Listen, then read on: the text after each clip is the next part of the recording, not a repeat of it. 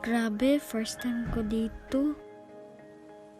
Sasakay pa kayo para makita natin yung tinatawag na pinakamaganda nila na isla dito sa Southern Leyte. Grabe, ang ganda ng tanawin dito. Parang ayoko nang umuwi.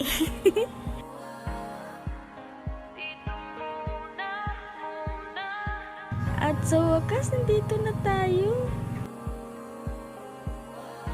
Tignan nyo naman yung saya ko, abot sa langit.